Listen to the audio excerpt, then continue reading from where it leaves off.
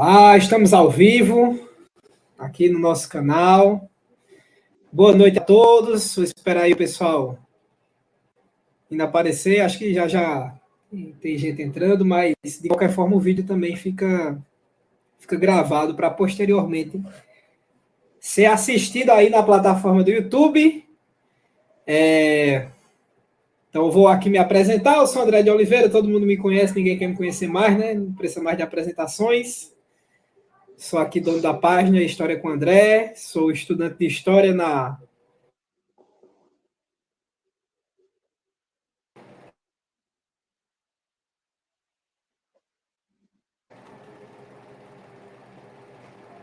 Vamos lá, voltou. Internet.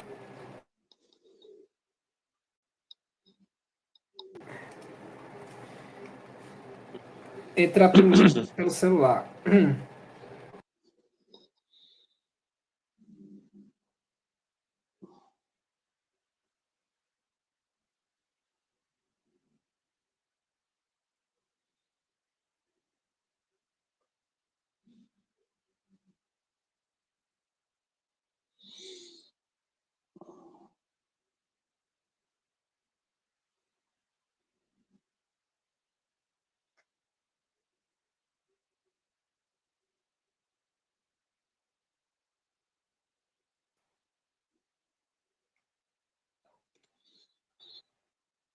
Acho que agora foi, hein?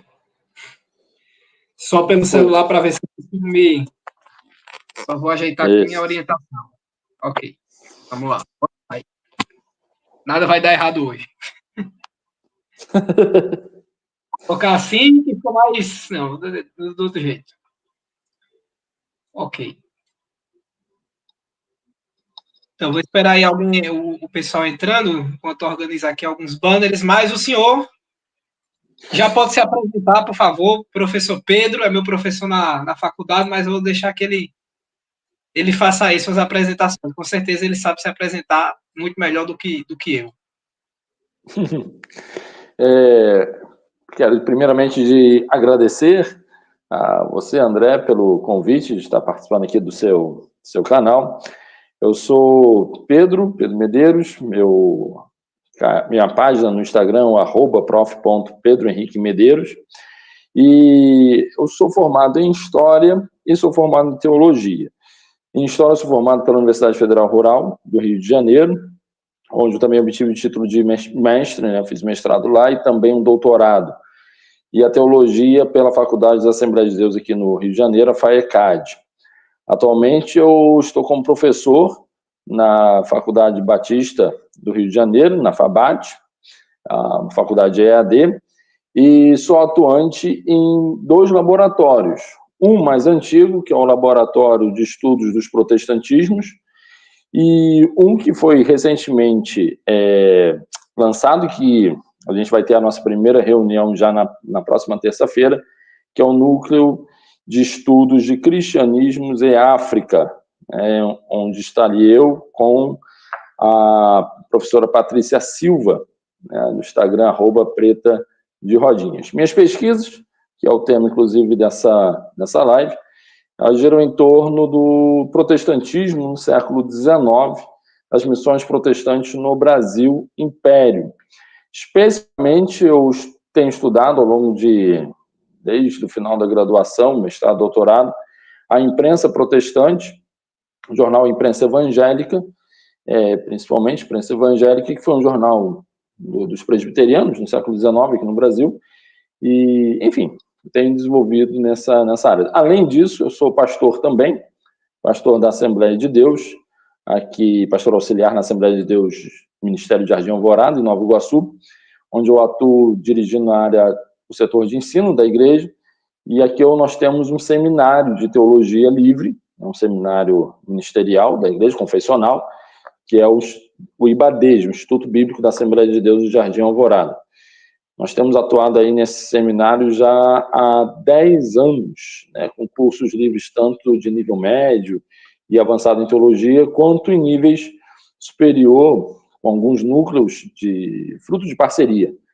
Foi a convalidação de créditos. Na época, a gente conseguiu formar 6 turmas, e hoje temos a pós-graduação. Nesse momento, temos a pós-graduação em Teologia do Novo Testamento. Quem veio aqui dar aula agora em agosto foi o professor Esdras Bento, né? Pastor Esdras Bento, aí também atuante nas redes sociais, de hermenêutica. Ele esteve aqui conosco há pouco tempo. Então, minhas áreas de atuação giram em torno disso. Obrigado. De fato, é muita coisa, né? Toda vez que eu vou muita coisa. Pelo currículo do senhor, já dá até uma dor de cabeça, é muita coisa. E eu costumo ver assim, na faculdade, atualmente está ministrando aula de historiografia, né? Historiografia do Brasil. Isso. E falando particularmente sobre a sua aula, eu parece que eu estou assistindo uma aula do professor de matemática, então é tudo muito regrado, muito certinho, bem organizado, e aí eu fico, rapaz, eu queria ter uma mente assim, para poder organizar. Obrigado. Tópico por tópico, palavra por palavra, eu digo, tem que ser, é monstro demais, o cara é muito monstro. Mas, obrigado. Vamos agora falar um pouco já entrando no nosso tema, que é protestantismo no Brasil Imperial, ou protestantismos no Brasil Imperial. Eu acho que para a gente começar, professor, essa live, o interessante seria, primeiro de tudo, definir periodização, porque, tudo bem, a gente já está na área de história aí, mas muita gente se confunde, muita gente não conhece a história do Brasil, só conhece lá a história de Pedro Álvares Cabral, estava indo para as Índias, chegou aqui e abriu uma drogazil. Pronto, foi tipo isso, mais ou menos. Então, como é que a gente pode explicar e entender esse período de Brasil imperial? Por favor. Certo. A história do Brasil Imperial, ela cobre boa parte do século XIX. Boa parte do século XIX é coberto por essa história, de 1801 a 1900. Em 1808, para quem é cru aí, não conhece nada, zerado em história, em 1808, a família real de Portugal, ela vem para o Brasil, e nós temos aí o processo da inversão da metrópole. Ou seja, Portugal, que era metrópole, Brasil colônia, a partir de 1808, o Brasil se torna, então, a sede da metrópole portuguesa, do Império Português, e Portugal fica numa situação muito complicada até a Revolução lá das Cortes, em 1821. A partir de 1808, nós temos, então, esse processo ainda de união de Império Português, só que com o Brasil sendo efetivamente a metrópole. Em 1821, nós temos o processo, então, da Revolução das Cortes de Lisboa, que faz com que Dom João VI retorne para Portugal, e em 1822, nós temos, então, um processo da independência do Brasil, quando as Cortes de Lisboa exigem o retorno do, então, príncipe Dom Pedro, de volta a Portugal, e aí a gente tem toda a trajetória da independência do Brasil, em 1822, e aí Dom Pedro, então, se torna imperador do Brasil, agora separado de Portugal, Dom Pedro I. A gente sabe depois que Dom Pedro ele sai em 1831, retorna para Portugal por uma outra situação, agora já após a morte do pai dele, para manter o trono contra o seu irmão Dom Miguel, e lá ele vai se tornar Dom Pedro IV em Portugal. Então, a partir de 1822, nós temos o início, efetivamente, daquilo que seria o Império Brasileiro. Em 1824, a gente tem a Constituição Imperial, sendo outorgada, né, pelo imperador Dom Pedro I, e esse período imperial ele se encerra em 1889, com o golpe republicano dos militares, que expulsam, né, a família real, Dom Pedro II já, a sua filha, o seu genro, como de dama, são expulsos do Brasil e eles vão para a Europa, e nós temos então o início da República. As minhas pesquisas, né, e aí elas giram em torno ao corte temporal, meu recorte temporal, onde minhas pesquisas realmente se aprofundaram, começa em 1864, durante o segundo reinado, ok, Dom Pedro II, segundo reinado, que é a fundação do jornal Imprensa Evangélica, primeiro jornal evangélico da América Latina, e elas terminam, avançam, né, nas minhas pesquisas, avançam para além do Império, chegando até a Primeira República, né, e 1904, um ano após a cisão, a primeira grande cisão de uma igreja protestante brasileira, que foi a Igreja Presbiteriana. No entanto, mesmo depois ali do final do Império, muita coisa ainda precisa ser organizada, né? Então, é um longo século XIX. Brasil Império, mas o século XIX ele é muito longo, porque ele pega desde essa questão lá da família real, quando vem para o Brasil, e vai até essas organizações, essa tentativa de estruturar a República naquele momento da República Oligárquica, que decepciona um monte de gente, decepciona Rui Barbosa e etc. É mais ou menos esse recorte aí, a gente poder se situar. Eu confesso que, em questão de história do Brasil, o meu foco grande de estudos é o Brasil pré-colonial e Brasil colonial. Eu acho que isso, na verdade, é a visão de muita gente quando vai estudar história, quando vai fazer faculdade. Eu lembro de quando que eu já fiz direito, né, não concluí o curso, eu queria fazer história, mas fui fazer direito. E aí eu lembro que tinha uma cadeira que todo mundo falava, essa cadeira aqui é terrível, que era direito administrativo. Aí agora, no lado de história, eu percebo, o Brasil Império está para os estudantes de história como direito administrativo, né, o direito empresarial, na verdade, está para os estudantes de direito. Então, quando começa direito empresarial. Aí quando começa primeiro reinado, segundo reinado, chamou o príncipe, Dom Pedro, eu entendo assim, a minha mente fica confusa, imagina ainda para quem não é estudante de história, como fica confuso isso. Até porque hoje a gente percebe, principalmente na internet, especialmente no Instagram, um retorno a um discurso de que o Brasil Império que era um Brasil de verdade, o Brasil Império que depois que começou a República foi que as coisas começaram a desandar. Então a gente tem essa visão de gente dizendo que é o atual príncipe do Brasil, que quer trazer o Império de novo, o reinado de novo.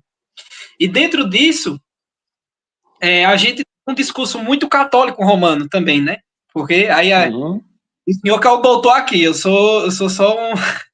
Estou fazendo licenciatura ainda, mas se eu não me engano, a Constituição de 1824, ela vai estabelecer no Brasil o catolicismo romano, correto? Então ela estabelece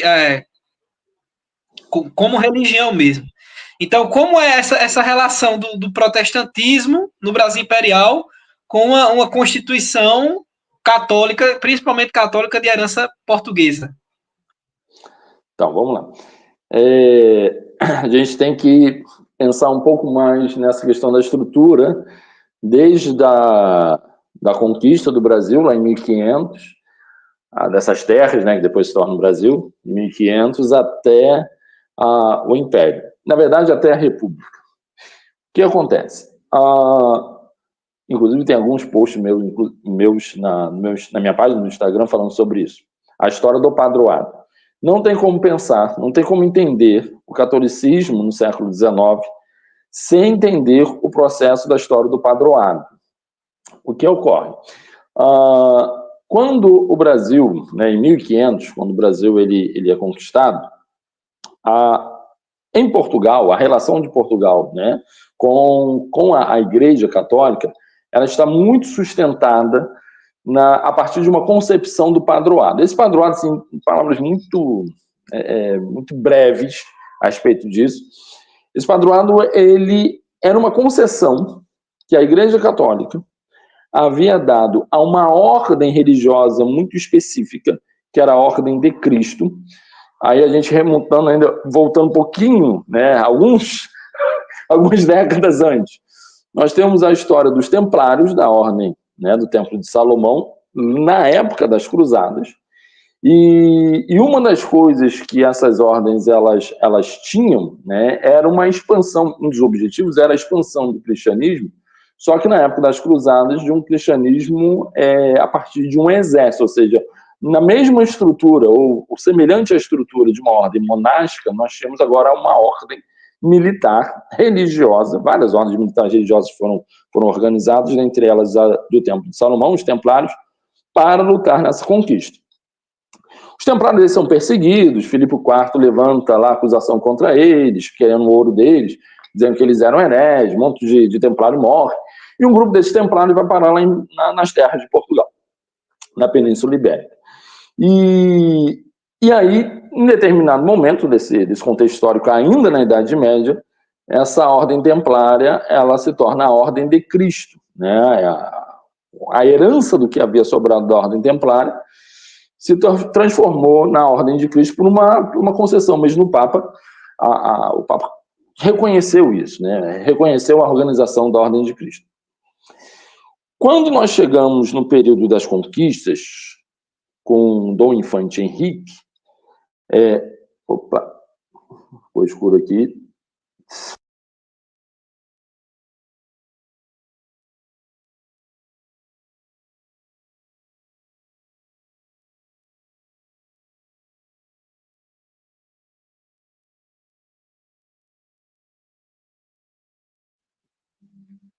Voltou? Voltou? Voltou? Oi? Voltou, estamos de volta. Pode falar. Ah, tá. Não sei o que aconteceu aqui, que o celular escureceu tudo. Eu bagu. Mas voltando. Dom Infante Henrique. Eu estava aqui na história de Dom Infante Henrique com as grandes navegações de Portugal. Dom Infante Henrique, ele também, eventualmente, se torna um grão-mestre da Ordem de Cristo. E a concessão do padroado, que era a permissão, a concessão da Igreja Católica de que essa ordem, ela não somente defendesse a fé nas terras que seriam conquistadas, mas também tinha algumas concessões que essa ordem recebia, como, por exemplo, o recolhimento de determinadas taxas da Igreja. Inicialmente, a questão de poder ordenar padres e pagar os benefícios, ou seja, pagar as côngruas, né, desses padres nessas terras que eram conquistadas. Essa ordem ela começa a se fortalecer, só que agora, desde Dom Infante Henrique, uma figura muito ligada à coroa portuguesa. Em determinado momento, lá com Dom Manuel, essa ordem de Cristo, o grão-mestrado dessa ordem, ou seja, a liderança dessa ordem, ela acaba realmente fundindo com a figura do rei.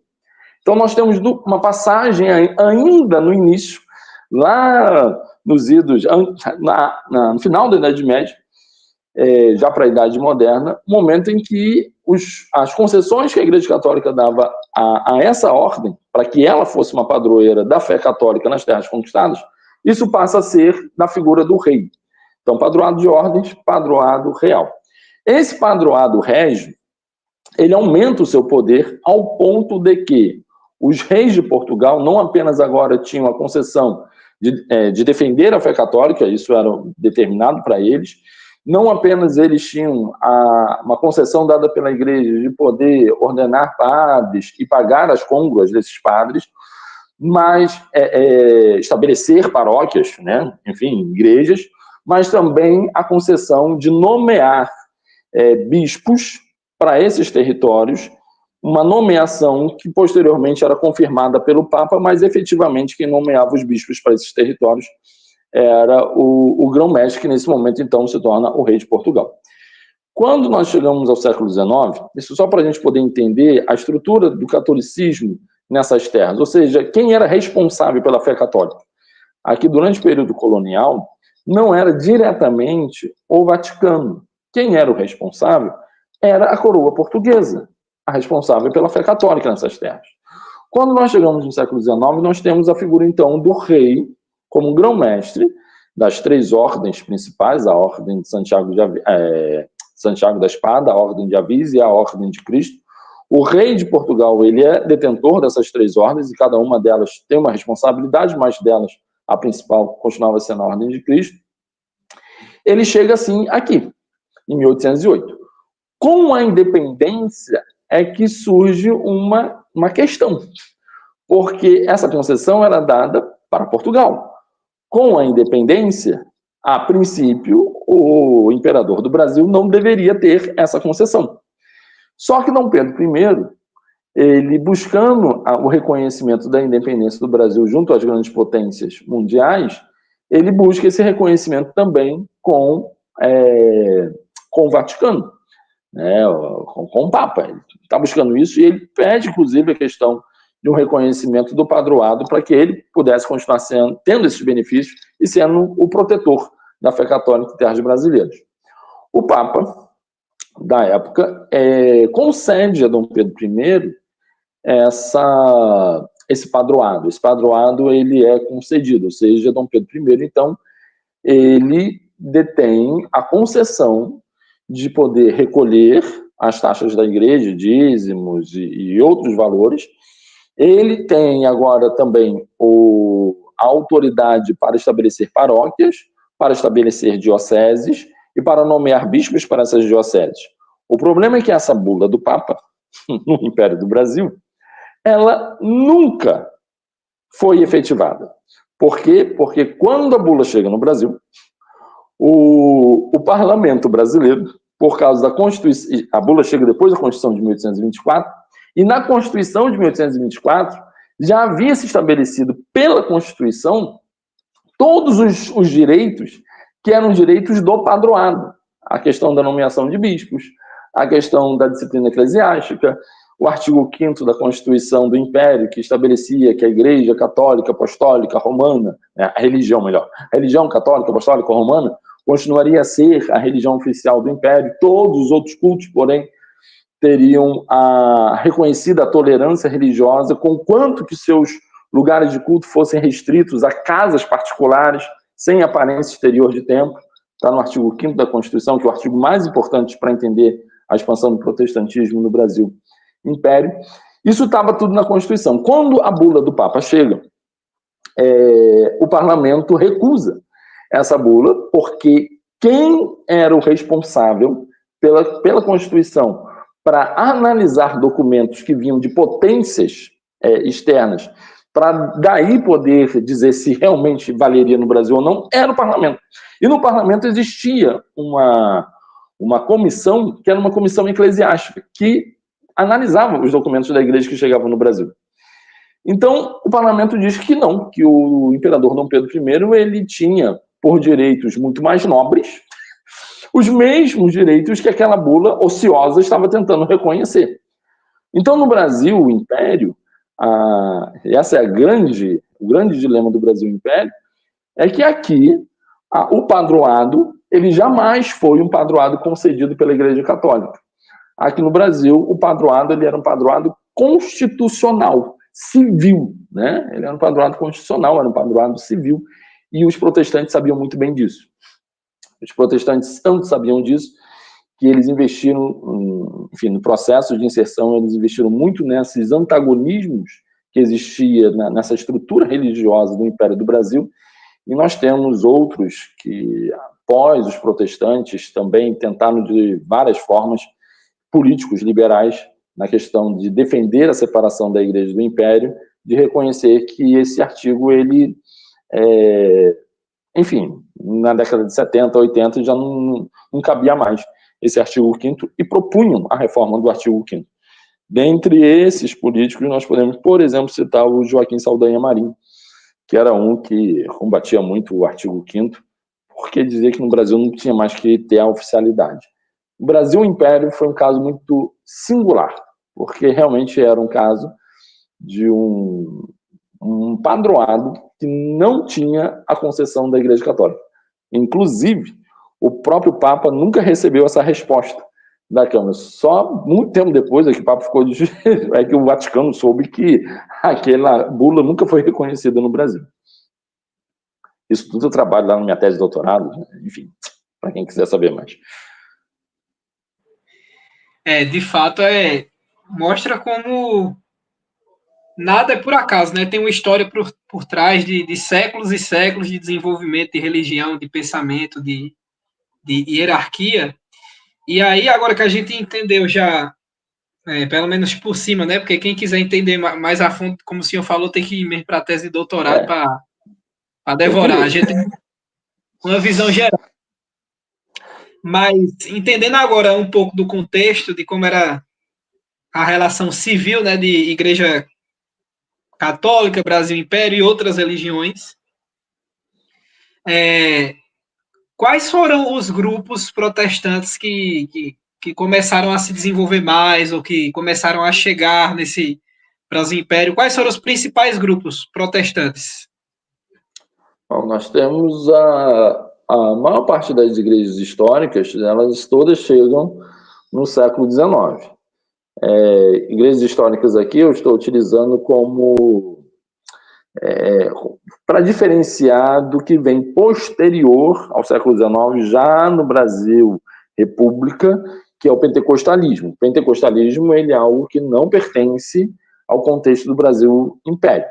Todas as outras estão no Brasil Império. Metodistas, batista, presbiteriana, a congregacional, que quando chega no final do século XIX se apropria da Igreja Evangélica Fluminense, né, do pastor Robert Kelly. Nós temos a Igreja Evangélica Fluminense, do próprio Robert Kelly, que era uma igreja independente, não estava ligada a nenhuma outra denominação protestante conhecida na época. Os episcopais, os luteranos chegam no século XIX também.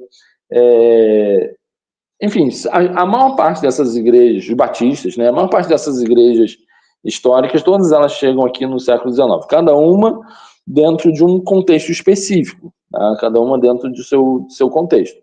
E a maior parte delas, as que realmente se estabelecem, que conseguem se estabelecer e permanecer no Brasil, elas se estabelecem a partir da missão do Robert Kelly, com a Igreja Evangélica Fluminense, no Segundo Reinado. A Igreja do Robert Kelly é fundada em 1855. Ele é um médico escocês e que não estava ligado a qualquer tipo de agência missionária. Há uma discussão, inclusive, sobre a qual tipo de fé específica, né, de denominação que Robert Kelly pertenceria, porque uma parte da história dele está muito vinculada à igreja presbiteriana, mas uma outra parte da história dele está vinculada à igreja congregacional. Então há essa discussão. A igreja dele era uma igreja que não era nem presbiteriana, tinha mais a ver realmente com a igreja congregacional, era a assembleia, as decisões da igreja eram feitas a partir de reunião da assembleia. Dentre essas decisões, a mais interessante, por exemplo, foi a questão da reprovação de que um crente não poderia ter escravos na igreja dele, em 1866, que não foi ele que falou que não poderia, ele reuniu a assembleia, ele deu um sermão e a assembleia decidiu que não deveria. Então, era uma característica muito própria dele. De certa forma, todas essas igrejas protestantes no reinado, que deixa aí um pessoal, se realmente parasse para estudar, saísse das bolhas, parasse para estudar, veria o que aconteceu de verdade. A maior parte dessas igrejas, elas ou tiveram, no caso muito específico do Robert Kelly, um apoio muito direto do imperador, Dom Pedro II, ou tiveram um apoio muito direto dele, ou eram vistas de forma muito amistosa pelo imperador e pelos políticos liberais, principalmente. Os políticos que eram ligados aos partidos liberais. Esses políticos, muitos deles apoiaram essas igrejas. Eu não sei se eu posso contar aqui um pouquinho ainda do Robert Kelly, né, se me permite. Assim, a história do Robert Kelly é muito impressionante. O que aconteceu que trajetória é essa, né, sobre Robert Kelly? Ele era um escocês que havia viajado e se estabelecido na Ilha da Madeira, no Atlântico, só que território pertencente a Portugal, em busca de um clima melhor. Naquela época, as pessoas elas viajavam, mudavam de regiões geográficas buscando melhora de saúde, né? Assim, estava doente lá no frio, então ia para uma região mais temperada para tentar se recuperar. E ele tentando buscar a cura e a melhora da esposa dele, ele viaja e se estabelece na Ilha da Madeira. Isso na década de 40, 1840, 41. A esposa dele vem a falecer, só que no contexto em que ele está nessa ilha, em Funchal, especificamente em Funchal, ele dedica ao cuidado dos camponeses locais, pobres, né, prestando serviços médicos gratuitos. Ao mesmo tempo em que ele prestava esses serviços gratuitos, ele evangelizava esses camponeses, alcançando um relativo número de conversões, né, um considerável número de conversões.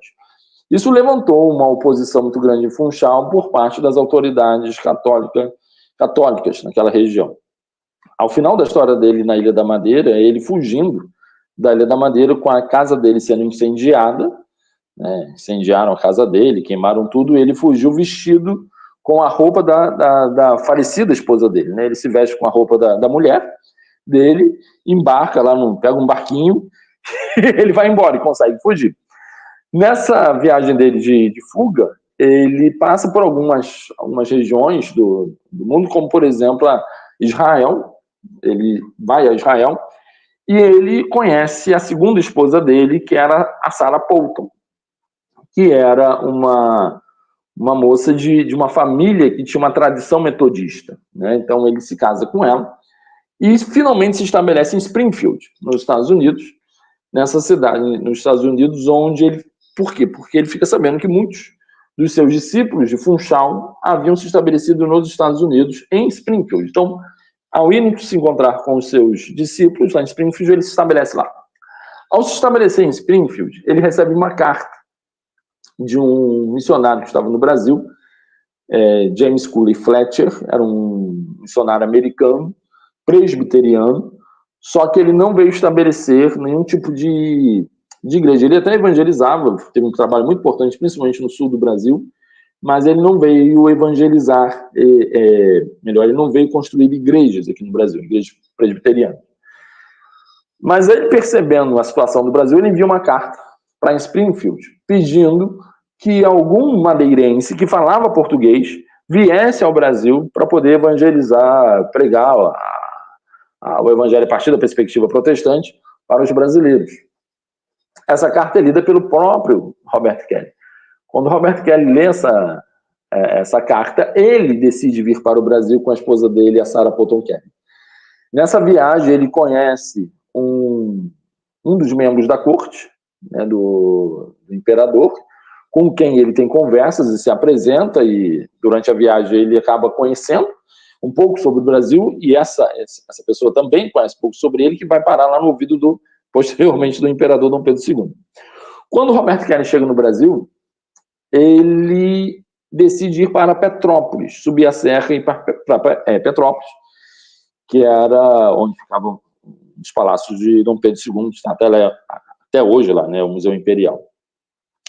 Só que Petrópolis, em 1855, exatamente nesse ano, 1855, Petrópolis passava por uma epidemia de cólera. Certo? Petrópolis estava sofrendo com uma epidemia de cólera. Petrópolis ainda não era Petrópolis, era Serra da Estrela, o nome do local. Estava passando por esse processo, e ele, mais uma vez, assim como fez em Madeira, ele prestou serviços gratuitos, como médico, cuidando de pobres, nessa região, próximos ao Palácio do Imperador. E aí o que vai acontecer nesse processo?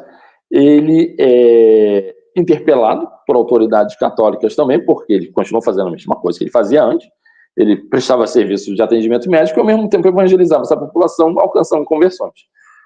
Católicos se levantaram contra a atitude de Robert Kelly, dizendo que ele não podia exercer a medicina no Brasil, uma vez que ele havia se formado fora do Brasil. Então, ele não tinha reconhecimento de médico no Brasil. Na época, se não me engano, foi Visconde do Rio Branco. Visconde do Rio Branco, então, naquele... Opa, caiu. Vai voltar.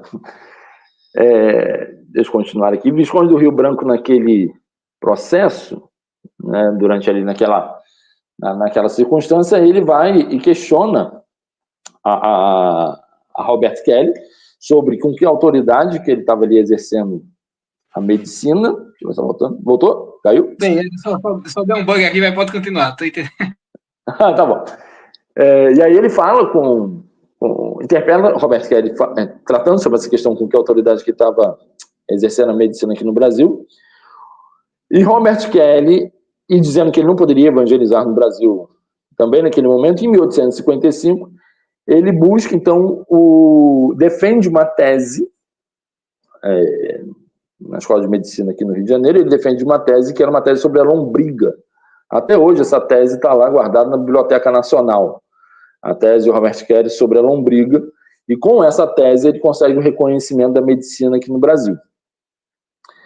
Nesse período, de 1855 até a fundação da primeira igreja evangélica fluminense no Rio de Janeiro, Robert Kelly funda, na casa onde ele vai morar, que é o Casarão de Enheim, fica próximo também ao Palácio Imperial em Petrópolis. Hoje está sob os cuidados da Igreja Metodista. Eu estive lá há poucos anos atrás, dando uma palestra exatamente sobre Robert Kelly, me convidaram e foi muito legal dar uma palestra sobre ele na casa em que ele se estabeleceu. E ali ele funda uma escola bíblica. Perdão, não entendi. E moral, hein? Que responsabilidade. Foi muito legal, foi assim, muito interessante. Porque assim, você, né, quem gosta de história, está ali pisando no mesmo local onde ele provavelmente tenha pisado, é maravilhoso. Graças a Deus que a Igreja Metodista conseguiu adquirir esse imóvel estava abandonado, o Casarão de Enheim você percebe que ele está há anos abandonado, e agora a Metodista conseguiu recuperá-lo, está recuperando ele, espero que consigam transformar aquilo ali num centro histórico mesmo, de visitação e tudo. Aí ele funda uma escola bíblica dominical, ele com a esposa, Sarah Kelly, uma classe de crianças, e ele uma classe de homens de cor, provavelmente libertos da escravidão. Nesse contexto, ele fortalece a amizade com Dom Pedro II. Dom Pedro II ainda não havia feito aquela viagem famosa que ele fez a Israel, né, com as fotos lá de Dom Pedro II a Israel, ainda não havia feito essa viagem. Então, Dom Pedro II convida Robert Kelly para uma audiência no Palácio Imperial para falar sobre Israel, e fortalece mais ainda a amizade dos dois. Tem uma ocasião em que Robert Kelly está doente dentro de casa, lá no Casarão, em Petrópolis. Ele está doente dentro de casa e nos diários da Sarah Kelly, conta que o Dom Pedro II, o imperador, ele foi, quando ficou sabendo que o Robert Kelly estava doente, ele foi até o Casarão de Enheim, bateu na porta do Casarão de Enheim para saber como estava Robert Kelly, né? De tal forma que era a amizade que existia entre os dois. Em 1859, duas damas da corte se convertem e se batizam na Igreja Evangélica Fluminense no Rio de Janeiro. A Igreja Evangélica Fluminense no Rio de Janeiro, fundada em 1858. Em 59, é a Gabriela Augusta Carneiro Leão e Dona Henriqueta Soares do Couto. Dona Gabriela Augusta Carneiro Leão era a irmã do Honório Hermeto Carneiro Leão, que era o Marquês do Paraná, o homem, né, da política de conciliação do Segundo Reinado. E ela se converte na igreja do Robert Kelly. Quando se converte, novamente eles são interpelados, Robert Kelly, sobre a questão do proselitismo no Brasil, que não deveria acontecer. E aí Robert Kelly ele vai buscar orientação e cobertura jurídica com 3 juristas conhecidíssimos na época do Império, dentre eles José Tomás Nabuco de Araújo, que era o pai do Joaquim Nabuco. E essa consulta que ele faz com esses juristas, a resposta que ele recebe dá apoio jurídico, cobertura jurídica para o proselitismo protestante no Brasil. Então, por que o Robert Kelly é extremamente importante? Porque ele, efetivamente, embora outros missionários tivessem vindo antes, o metodista Justice Spalding, na época das regências ainda, o Daniel Parrish Kidd, agente da Sociedade Bíblica, ainda na época da regência, o próprio James Cooley Fletcher, anteriormente, mas é o Robert Kelly que consegue abrir as portas do Brasil, a partir dessa amizade, dessa proximidade com Dom Pedro II, e a partir do apoio que ele recebeu desses juristas, entre eles José Tomás Nabuco de Araújo, é com essa proteção, é com essa cobertura que ele abre as portas efetivamente para os outros protestantes chegarem. Logo após Robert Kelly, quem chega é a Igreja Presbiteriana com Ashbel Simon. Em 1859, o Simonton chega aqui, exatamente no ano em que as damas da corte tinham se batizado na igreja de Robert Kelly. Quando o Simonton chega, Simonton vai ter contato com Robert Kelly. Nesse encontro entre os dois, que está registrado no diário do Simonton, Robert Kelly dá várias orientações para Simonton, como, por exemplo, não ficar esperando ajuda do consulado americano, né? Não conte com isso, eles não estão aqui para poder ajudar a questão das missões. Tome cuidado, né? Ele diz para Simonton, tome cuidado em relação à evangelização em português, pode chamar a atenção. Algumas coisas Simonton obedece, outras Simonton diz, não dá para seguir o que ele está falando, vou fazer meu próprio caminho. Mas a cobertura já havia sido dada. E gradativamente, os presbiterianos, depois os metodistas, depois os batistas, cada um deles vai forçando, né, a porta, buscando sempre esse apoio político e jurídico para conseguir realmente se estabelecerem no Brasil. Há momentos de perseguição, há sim momentos de perseguição. Robert Kelly levou pedrada na cabeça em determinado dia que foi entrar no culto. A turba estava lá revoltada contra ele, contra os protestantes. Então teve esses momentos, teve. Mas como o próprio Boanerges Ribeiro fala no livro Protestantismo e República Brasileira, agora não sei se é exatamente esse o título, mas é do Boanerges Ribeiro, o Boanerges Ribeiro diz que, apesar desses momentos de perseguição, momentos de atrito que houve no período imperial, o período imperial foi um período assim, muito tranquilo para os protestantes, ao contrário do que ocorre durante o período republicano. Por incrível que pareça, no período republicano é o período em que os protestantes de início vão sofrer as mais duras perseguições, principalmente no interior do Brasil, no interiorzão do Brasil, no período republicano. No período imperial, por causa dessa proteção jurídica, da própria questão política do Brasil, há momentos de perseguição, há um momento de tensões, mas eles conseguem avançar bem. Dom Pedro II não teve só essa amizade com Kelly. Na escola americana, fundada pelos presbiterianos, que posteriormente se torna o Mackenzie College, na escola americana, na década de 80, o imperador vai visitar a escola americana. Ele vai lá visitar e vai conhecer os alunos da escola americana, que é uma escola protestante.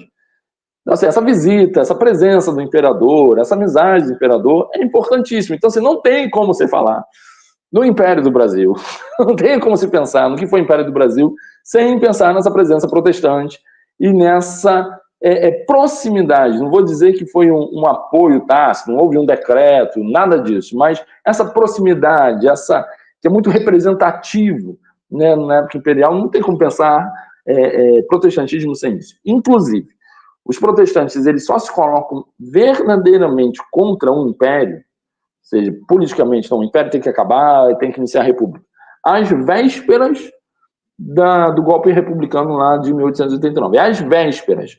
Às vésperas, por quê? Por uma questão muito específica, que era o medo tanto dos liberais, muitos políticos, e os protestantes, que era o medo do terceiro reinado.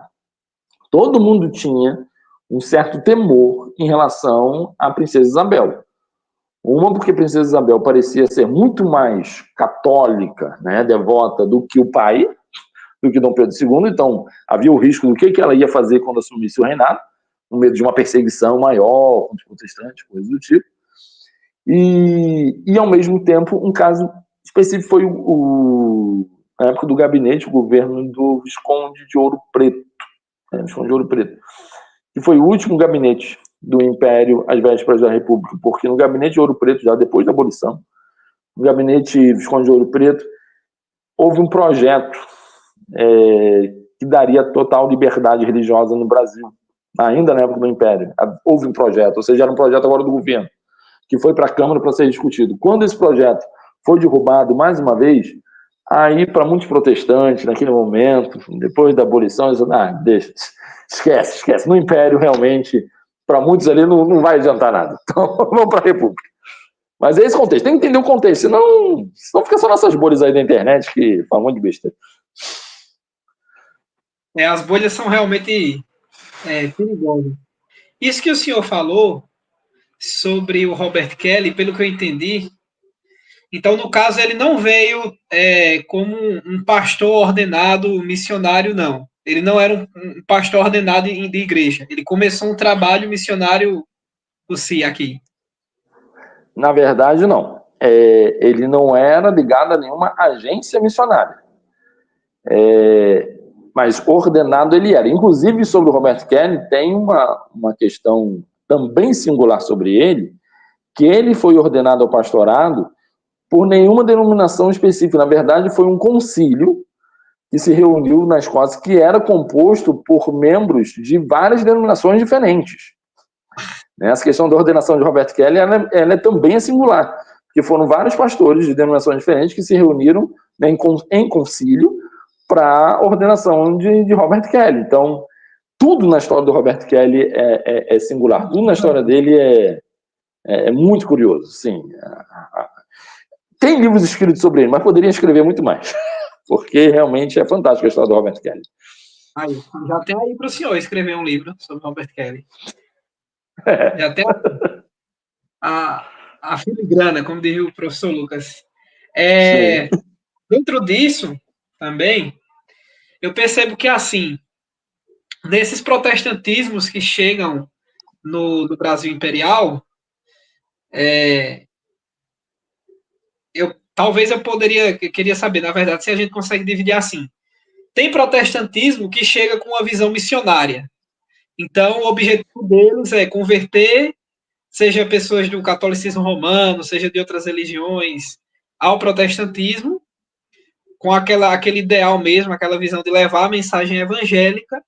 Mas a gente tem casos de, por exemplo, o luteranismo, que é mais para ter uma igreja da casa, uma igreja alemã para pessoas alemãs, para descendentes de alemães, e que não necessariamente eles querem expandir. A gente pode dividir dessa forma? Essa é uma divisão clássica que vai aparecer em vários trabalhos, como posso citar aqui o Antônio Gouveia Mendonça em Introdução ao Protestantismo no Brasil, o Emílio Leonardi, Protestantismo Brasileiro, várias obras na historiografia vão dizer exatamente isso, né? Que houve esses dois tipos de protestantismo no Brasil Império. O que foi esse primeiro protestantismo? Que é chamado também de protestantismo de colônia ou protestantismo de imigração. Quando a família real portuguesa ela chega aqui, em 1808, a gente sabe que eles vieram protegidos, escoltados pela Marinha Britânica. E a Inglaterra era protestante. Então, eles vêm escoltados, chegam aqui. Quando chegam aqui em 1808, nós temos, logo no mesmo ano, a abertura dos portos, né, para as nações amigas, dentre essas nações amigas, a Inglaterra.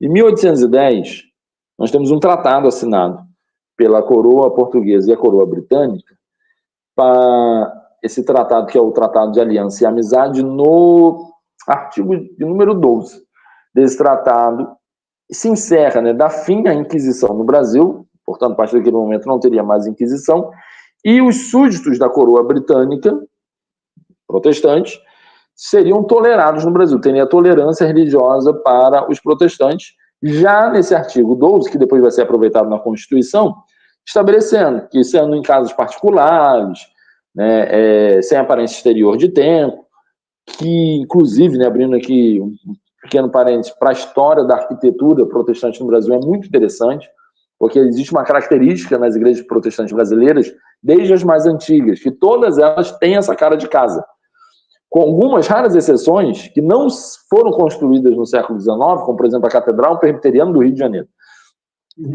O formato dela não é do século XIX, é do século XX. Século XX que fizeram aquela construção lá.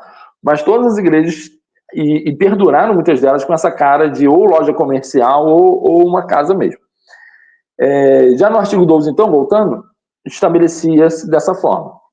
Havia uma política de Dom João VI, que era a chamada política conhecida como política de povoamento, que uma vez que a coroa estava aqui, precisava agora ter aquilo que foi chamado também de interiorização da metrópole, né, realmente se estabelecer, se firmar no Brasil, fazer com que o Brasil realmente se tornasse um reino, e o Brasil, em 1815, se torna efetivamente um reino paralelo a Portugal, e o Império, então, português unia essas duas nações. Dom João VI em si, ele não traz nenhum imigrante. Os imigrantes não chegam no período dele. Embora ele tivesse essa política, já tivesse esse incentivo, mas não chegam no período de Dom João VI, que sai daqui no final ali da segunda década. Os primeiros protestantes que se estabelecem por causa da política de povoamento são os luteranos que vêm da Suíça, né, são luteranos suíços, que se estabelecem na Serra do Rio de Janeiro, em Nova Friburgo. Eles vêm de uma região na Suíça chamada Friburgo e chegam aqui e estabelecem Nova Friburgo. É a primeira colônia que nós temos desses luteranos no Brasil. Só que eles têm uma característica. Esses luteranos, eles vêm para cá com um propósito muito claro. O propósito deles não era somente de povoar essa terra, mas de ter terra. Eles querem ter terra para cultivo, eles querem ser poceiros, eles querem ter uma posse de um pedaço de terra no Brasil, e a propaganda que chega na Europa é essa, que eles vão vir para o Brasil e serão donos de terras, né? Então, eles vêm com essa promessa. São pobres, muitas vezes, estão chegando aqui com essa promessa de ter uma terra. Então, eles não vêm com o propósito do evangelismo, eles não vêm com o propósito missionário, eles vêm com o propósito de se estabelecer como família. Nós temos, inclusive, financiado pelo governo brasileiro a questão dos pastores, né? O Sauer Braun é o primeiro pastor dos luteranos ali em Nova Friburgo, ele é pago pelo Império para estar ali, para poder dar assistência religiosa a esse povo que chega aqui. Porém, assim, a história dos imigrantes também é uma história muito interessante, tem muitos trabalhos escritos sobre, porque a principal característica desses imigrantes protestantes chegam aqui, e a reclamação deles que vai resultar numa revolta na fazenda de Bicaba em 1856, a revolta de Thomas da Watts, a revolta dos luteranos, a promessa de se ter realmente uma terra boa para plantio e colheita não acontece de forma efetiva. Muitos deles, posteriormente, tem uma outra política muito específica, que era a política do senador Vergueiro, que era uma política de parceria, em que o governo, alguns setores brasileiros emprestariam dinheiro para eles virem para o Brasil, e aí eles chegariam aqui, plantariam, e aí com o dinheiro que eles conseguissem lucrar, teriam que pagar os empréstimos, mas efetivamente eles viviam um trabalho semi-escravo, né? Eles viviam um trabalho semi-escravo. Esse trabalho semi-escravo, a situação em que eles se encontravam, resultou em algumas situações muito tensas no Império do Brasil. Uma delas foi lá no Rio Grande do Sul, a revolta dos Mutters, né, com a Jacobina, que era uma colônia de imigrantes alemães, místicos, tem toda uma trajetória, que eles vieram de uma região realmente de protestantes místicos, e Jacobina, sem assistência religiosa efetiva, numa situação de penúria, ela se coloca como um Messias, como uma encarnação de Cristo. Tem uma revolta que eles formam uma comunidade separada, fora da lei, e aí, enfim, são massacrados, virou até filme depois, são massacrados, etc. E tem uma outra revolta, essa não tem nada de místico, mas foi a da fazenda de Bicaba. Thomas da Watts era um pastor luterano, em que ele veio na propaganda, chegou na fazenda de Bicaba, que pertencia ao senador Vergueiro, passou-se, também existe a fonte, o documento mesmo que ele escreveu, o livro que ele escreveu, ele acusou o Brasil, na verdade, de ser um engano, que na verdade deveria ser noticiado, e ele denuncia para o governo suíço para que não enviasse mais nenhum suíço para o Brasil, porque era um engano. Eles saíam livres da Europa para chegar aqui e se tornarem semi-escravos, numa situação muito semelhante à escravidão. E ele, como pastor, instruído na fazenda de Bicaba, lidera uma revolta que destrói a fazenda de Bicaba, do senador Vergueiro. Sim, os protestantes e imigrantes alemães eram... A lembrança que o Império tem deles não era lá as melhores lembranças por causa disso, mas era uma situação muito grave deles. Só que nenhum desses imigrantes realmente... Nós temos registros deles saindo das suas colônias evangelizando. Existe um missionário presbiteriano que veio ao Brasil, me lembrar aqui o nome esqueci agora o nome dele, agora me fugiu, mas foi o terceiro missionário que chegou ao Brasil, depois do Archibald Green Simonton, depois do Alexander Latimer Blackford, Schneider, lembrei, Francis Schneider. O Francis Schneider, ele era um presbiteriano alemão, americano, né? Ele tinha ascendência alemã, era americano, e ele veio para o Brasil na década de 60, se não me engano, foi o terceiro missionário presbiteriano a ser enviado para o Brasil, com uma função específica, que era dar assistência religiosa aos colonos luteranos de São Paulo. Essa era a missão dele, dar assistência religiosa para os luteranos nessas colônias. Só que o choque foi muito grande para ele, porque os luteranos, de acordo com os relatórios do Schneider, ok? De acordo com os relatórios dele, a experiência dele puritana, né, de costumes puritanos, de uma vida reta, de um protestantismo de vida reta, não conseguiram conciliar com o tipo de protestantismo dos luteranos, estabelecidos no Brasil, que era um tipo de protestantismo muito mais sacramental, ou seja, um protestantismo de obedecer determinados ritos, mas não de uma vida reta, ou seja, a vida acontecia lá fora da igreja, na colônia, e na igreja se obedecia ali os ritos. E ele não aceitava isso, né? Ele ficou muito incomodado com a situação, acabou abandonando lá a colônia e virou missionário na área urbana. Schneider. Então você tem isso. Os outros são os missionários. Os missionários mesmo, nós temos a primeira grande agência missionária que via missionários para o Brasil, muitos missionários para o Brasil, efetivamente, foi a Junta de Missões da Igreja Presbiteriana dos Estados Unidos da América, a PECUSA, estabelecida em Nova York, né? Uma estabelecida em Nova York, depois em Nashville, no sul dos Estados Unidos, mas foram os presbiterianos que mais enviaram missionários agenciados. Esses missionários, eles realmente tinham a função de evangelizar brasileiros. Evangelizar brasileiros, fundar instituições presbiterianas como escolas, como jornal, como seminário teológico, e etc., realmente era estabelecer a religião entre os brasileiros. Tivemos outras agências, mas a maior agência missionária que a gente tem no século XIX são os presbiterianos.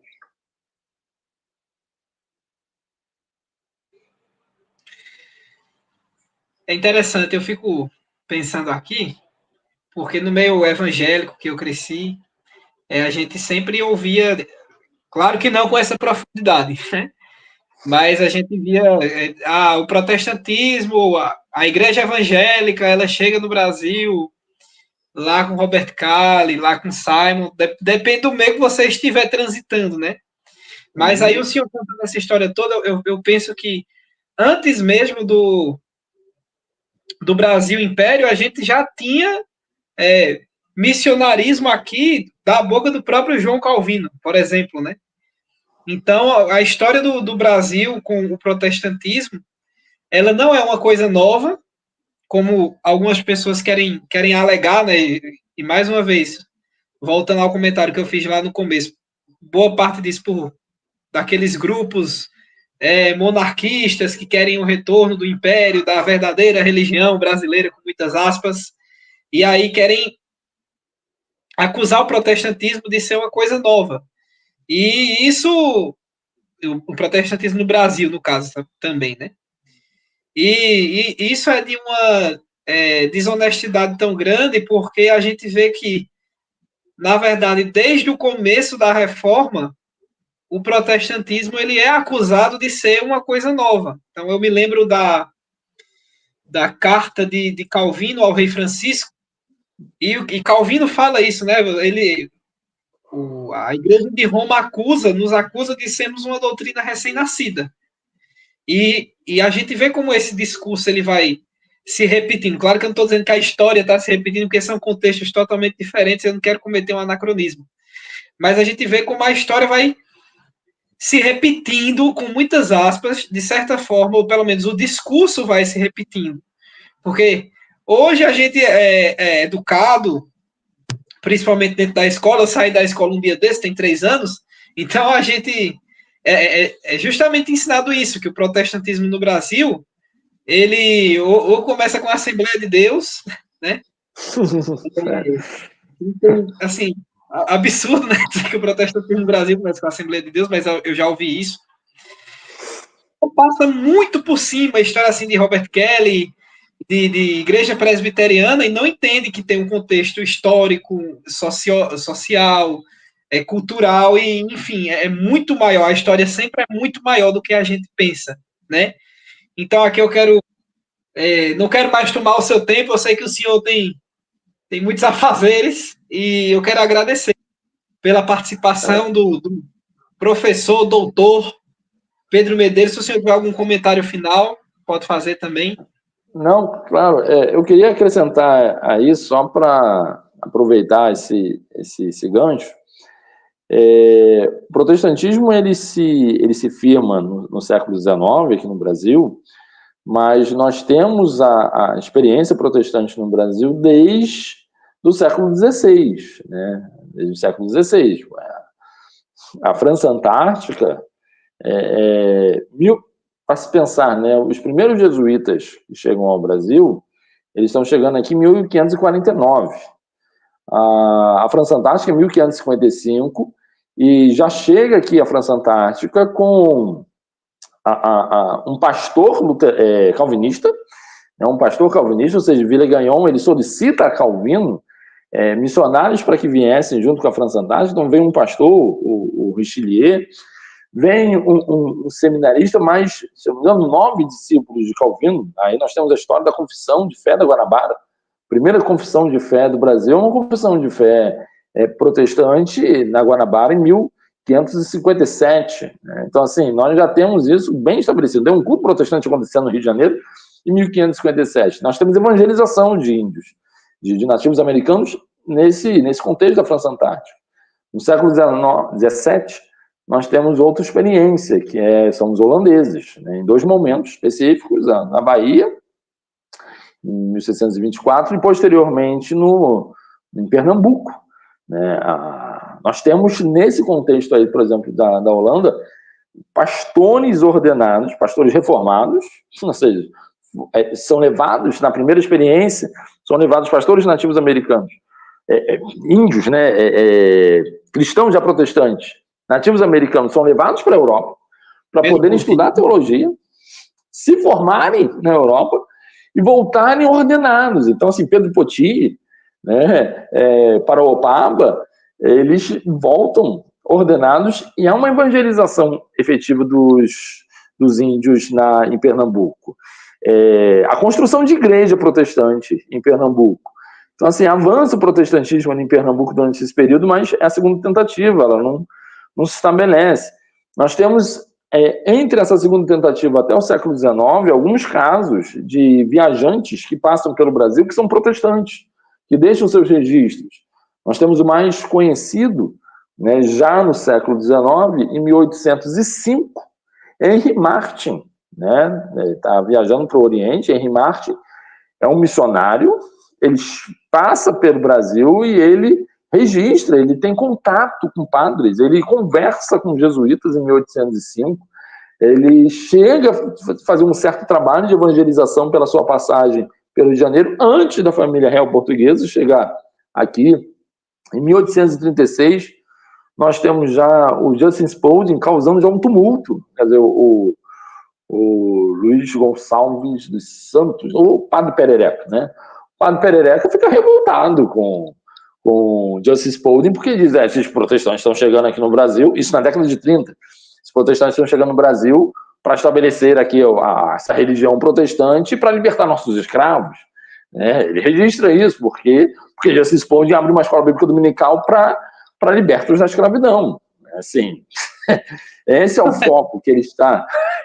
que Justin Spalding chega aqui, o metodista.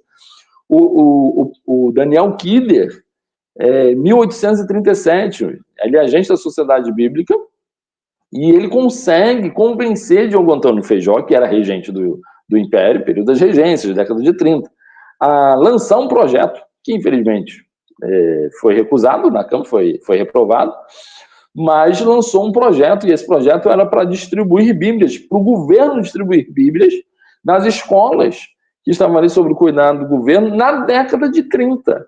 Ele conseguiria essas Bíblias, era só a autorização, ele teria essa distribuição de Bíblias aqui. Então, nós temos isso ali na década de 30 também. Então, assim, tem muita coisa sobre protestantes que não se reduz ao que a bolha da internet está falando. E uma das coisas, por exemplo, que, aproveitando que o tema é esse, eu não posso encerrar sem falar isso, uma das coisas que essas bolhas de internet, elas estão colocando, algumas páginas específicas do Instagram, e que, assim, me deixa doente toda vez que eu vejo, é que eles insistentemente tentam vincular o protestantismo do século XIX com a maçonaria. Assim, é ridículo quando toda vez que fala sobre protestantismo, qualquer uma dessas páginas tem alguma coisa de maçonaria lá no meio do caminho.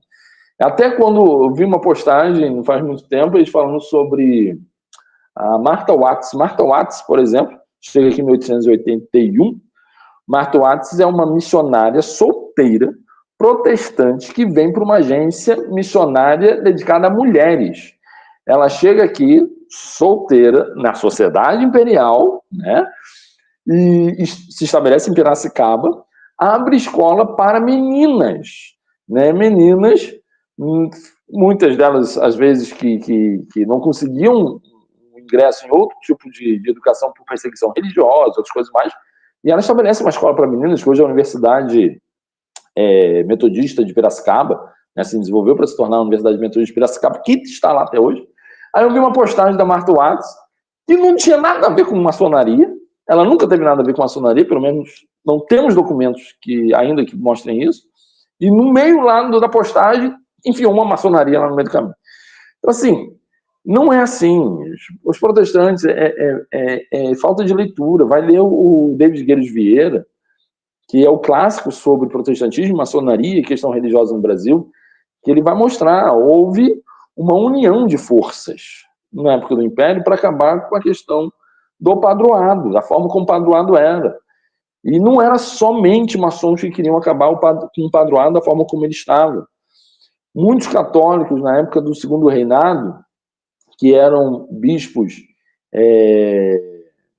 reformadores, bispos ultramontanos, no Segundo Reinado, eles mantiveram ali a questão do padroado, mas eles sofreram. Não pode se esquecer que na década de 70 temos 2 bispos que eram ultramontanos, ou seja, eles eram conservadores católicos, não estavam unidos à política, eles eram submissos ao Papa.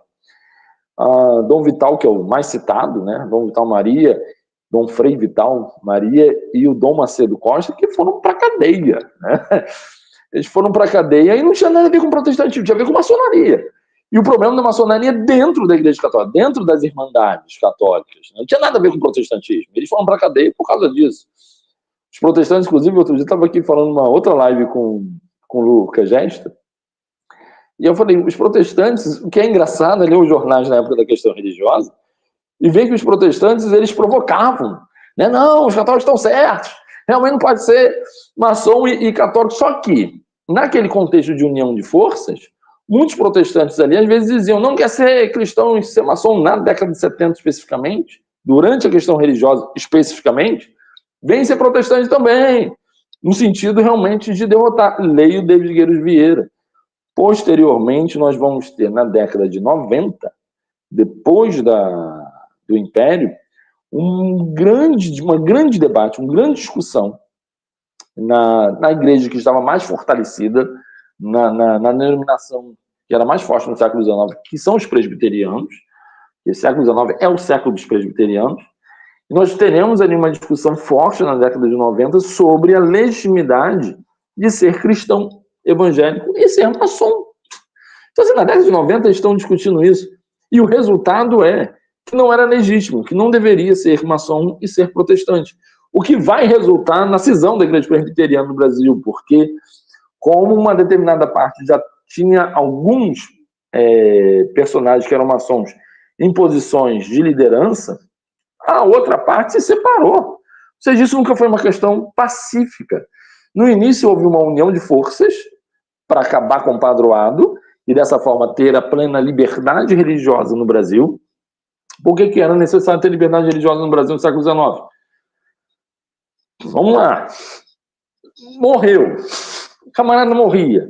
Era protestante, vai ser enterrado no máximo na calçada do cemitério, porque dentro do cemitério não pode. Porque o cemitério é Campo Bento. Se é Campo Bento, então só católico pode ser enterrado dentro dos muros. Aí muitos protestantes construindo cemitérios protestantes, temos o cemitério dos ingleses, em alguns estados brasileiros até hoje, cemitério dos ingleses, às vezes enterrava lá, mas quando não tinha nenhum cemitério, vai enterrar onde? Ia enterrar na calçada. Para que liberdade religiosa? Para ter a secularização dos cemitérios e o protestante possa ser enterrado de forma digna. Para quem que era necessária liberdade religiosa? Casamento.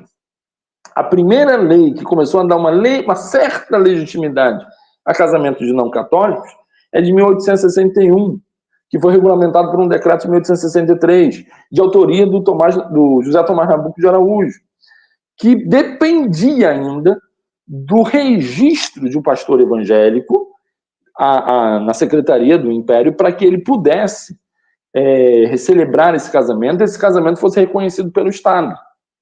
Mas onde não houvesse esse pastor registrado, devidamente registrado, esse casamento jamais poderia acontecer. Então, o casamento só poderia acontecer entre protestantes. Ou seja, se fosse um protestante com um católico, esse casamento do pastor não era válido. E quais eram os problemas que aconteciam? Vários. Um desses problemas é que muitos desses imigrantes, por exemplo, quando chegavam aqui, eles chegavam às vezes solteiros. Muitos pais queriam ter bons casamentos para as filhas, por questão de propriedade, poder ter uma terra, poder ter uma vida digna. Muitas dessas meninas e até os homens acabavam se casando com quem? Com católicos, filhos de católicos. Se casavam com católicos para poder se estabelecer, para poder ter uma vida aqui no Brasil. Só que uma vez casados, se esse parceiro, por exemplo, se esse cônjuge decidisse, não quero mais saber de você, quero ir para... que gostei mais da outra, não sei o quê, era só chegar no padre, e temos casos que isso aconteceu. Chegar no padre e falar, padre, não quero mais ela não, quero que ela protestante, agora quero essa católica aqui. E o padre anulava o casamento. Então, assim, isso aparece nos jornais, essa reclamação aparece nos jornais, essa reclamação aparece nos documentos. E por isso era necessária a questão do casamento civil. A defesa do casamento civil era separar o casamento religioso do casamento civil, ou seja, o casamento civil reconhecia a questão da legitimidade legal da união dos dois e o casamento religioso não se tirava. Depois houve discussões, casamento religioso antes do casamento civil, casamento religioso depois do casamento civil, século XIX. Nascimento era a mesma coisa, registros. Os registros de nascimento, eles só passam a ser civis, portanto não estão mais sob o controle da Igreja Católica, na década de 80. Então há uma união, isso é muito bem trabalhado pelo clássico do David Gueiros Vieira, há uma união de forças no século XIX que estão tentando acabar com o padroado da forma como era, exatamente para conseguir garantir a liberdade religiosa. Quem defende hoje um império de uma forma muito idílica, muito romântica, não reconhece esses problemas. E outra, os próprios católicos, depois que os católicos sofrem aquela situação de serem presos, há um recuo no sentido de apoiar o império por parte desses bispos ultramontanos. E na década de 80, esse recuo ele avança, até que quando chega às vésperas do golpe republicano, já há realmente um posicionamento da igreja de quase largar de mão. A gente sabe disso, a questão religiosa resultou nisso, um largar de mão dessas autoridades religiosas em relação a apoiar totalmente o império. E um autor católico, um historiador católico, que é da Pontifícia Universidade Gregoriana em Roma, o professor Frei Dilermando Ramos Vieira, no livro dele da História do Catolicismo no Brasil, ele demonstra que esses bispos ultramontanos, eles receberam de forma muito, muito tranquila, né? Não houve protestos em relação a quando a República ela se instaurou, acabando com o Império. Ou seja, o Império tinha muitos problemas. Existiam várias circunstâncias na época do Império que, principalmente essa questão da união, que travava, muitas leis ficavam travadas por causa desse tipo de união religiosa, as questões civis, principalmente. Então, pensar no protestantismo no Império tem que se pensar nesses marcos, tem que se pensar nessa discussão. Não tem como ser, não, a maçonaria era o protestantismo e isso que deu ruim no Império. Não, não é isso. A questão é mais complexa, a questão tem as suas nuances, tem protestantes contra a questão da maçonaria. Na década de 80, nós já temos uma força dentro da igreja presbiteriana de um protestantismo nacional, já formado, um protestantismo nacional que resiste, no final da década de 80, às orientações das agências americanas. Ou seja, não é assim mesmo uma questão de americano também, não, sabe? A gente vê por aí, né? É os americanos, é o liberalismo americano, não sei o quê. Não, assim, na década de 80 você já tem uma força nacional que está lutando contra a permanência desses missionários, querendo que eles podem ir embora, a gente continua o nosso caminho. Temos de fala de pastores, como o pastor Eduardo Carlos Pereira, pastor nacional brasileiro, que reclama, no final do século XIX, do imperialismo americano. Ele está tentando fortalecer essa autonomia do protestantismo no Brasil. Então, assim, a maravilha da história, se estudar a história, é que a história não é simples. A história não é esse preto no branco que tentam vender aí, ou seja, só acabar isso ou voltar aquilo que está tudo resolvido. Não está resolvido. A história tem os seus dilemas, a história tem as suas tensões, é isso que enriquece os estudos de história, e eu entrei no curso de história e avancei em história por causa disso. Porque é o ser humano, assim, trabalhar com o ser humano, entender o ser humano é entender que o ser humano é um ser complexo. Não é fácil, não é uma coisa assim tão simples de ser resolvida. Nós vivemos numa luta por memória, ou seja, quando a gente olha lá o Império, olha esse protestantismo, a gente fica muito no contexto da memória. Eu digo que, para encerrar minha fala aqui, já está falando demais, para encerrar minha fala, mas eu digo que a minha própria história, né? Eu sou um pastor assembleano, mas que continua estudando ao longo de todos esses anos, principalmente os presbiterianos no século XIX, já que meu tema é século XIX, e a maior denominação protestante no Império eram os presbiterianos, mas tangendo outros grupos também, e entender que o que é a minha identidade, aquilo que eu creio como convicção de fé, e que isso realmente não é abalado pela questão dos estudos, e entender que quando a gente vai para os estudos, a gente mostra que todo esse romantismo, toda essa visão idílica sobre o passado, ela cai por água abaixo, porque não. Ser humano é um ser complexo. Isso que é legal de história, é entender essa complexidade. Não se resolve de forma simples as questões históricas. É isso. Rapaz, de fato, chega a me arrepiar agora.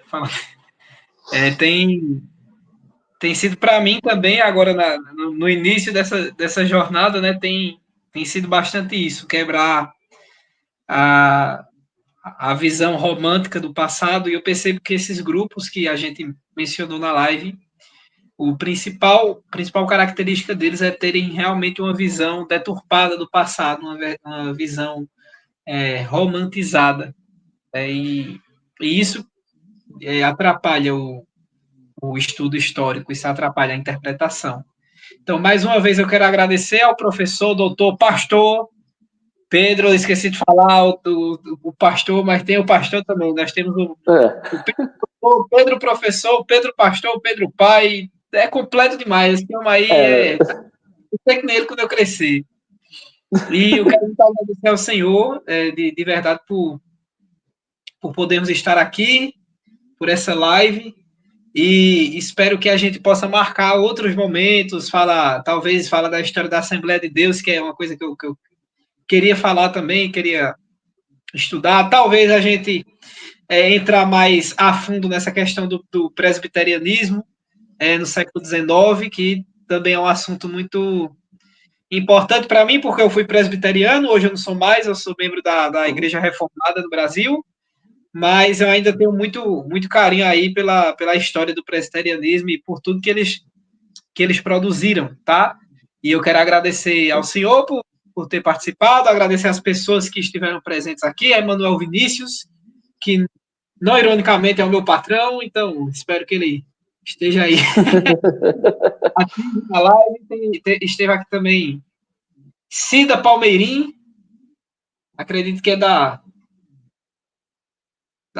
sua parte. Tia. É tudo X aí. Postou alguma coisa sobre ela no Instagram recentemente? Ou foi outra tia? Ah, não, tem a. É tia Cefra. Minha família está sempre me apoiando.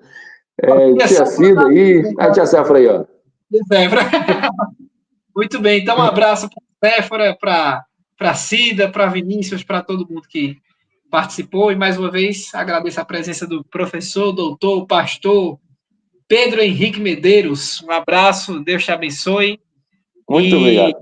As redes sociais dele estão aqui, pessoal, aqui embaixo. Deixa eu ver como é que eu faço. Está aqui embaixo, ó, no bannerzinho, e também está aí na descrição da nossa live. Nossa live vai ficar salva, tá?